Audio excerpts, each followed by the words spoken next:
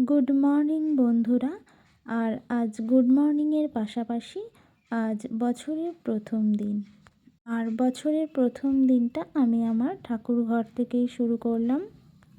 আর ঠাকুরের কাছে বলি যে ঠাকুর তুমি ভালো থেকো, আর তুমি ভালো না থাকলে আমরাও ভালো থাকতে পারবো না।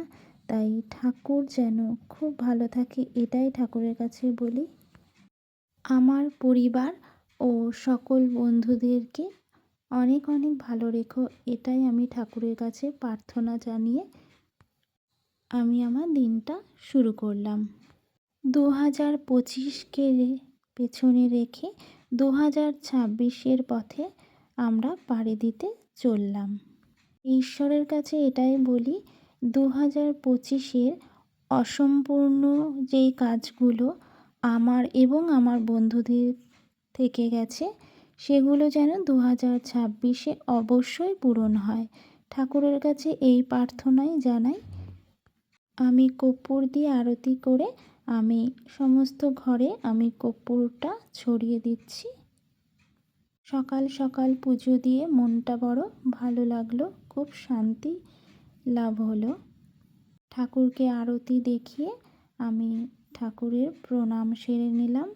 প্রণাম সেরে নিয়ে কাল তোমরা তো জানো আমরা পিকনিক করেছিলাম। পিকনিক করে অনেক রাতে ঘুমিয়েছি, কিন্তু পুজো দেওয়ার জন্য অনেক ভোরে ভোরে উঠে গেছি যে এই আজকের দিনটা আমি ঠাকুর ঘর থেকে যেন একদম সকাল সকাল শুরু করতে পারি।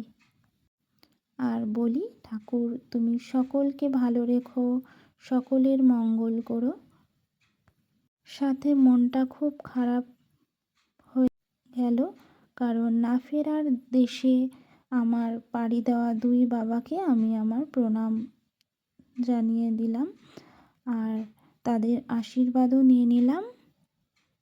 তারপরে আমার জীবনে সবথেকে বড় যেই মানুষটা আছে তার আশীর্বাদও আমি নিয়ে নিলাম, তাকে প্রণাম করে প্রসাদ দিয়ে। কারণ এই মানুষটার আশীর্বাদ নেওয়াটা আমার খুবই দরকার। মানুষটার ছায়ায় আজ আমি ভালো আছি। আর শুধু ভালো আছি না, আমি খুব খুব খুব ভালো আছি।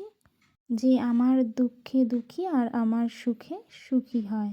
আমার নিজের খিদেটাও আমি বোঝার আগে সে বুঝে যায় যে আমার খিদে পেয়েছে। এমন একটা মানুষের আশীর্বাদ নিয়ে দিনটা শুরু করব। বাড়ির ছোটদের অনেক অনেক ভালোবাসা ও আদর দিয়ে তাদেরকে হ্যাপি নিউ ইয়ার জানিয়ে আর বড়দেরকে প্রণাম জানিয়ে আমি আমার দিনটা শুরু করলাম। সবাইকে ক্যামেরায় নেওয়া যায়নি, কিন্তু আমি বাড়ির আরও সব সদস্যরা আছে সকলকেই প্রণাম করেছি এবং মাকেও বিকেলে বাড়িতে গিয়ে প্রণাম করে এসেছি।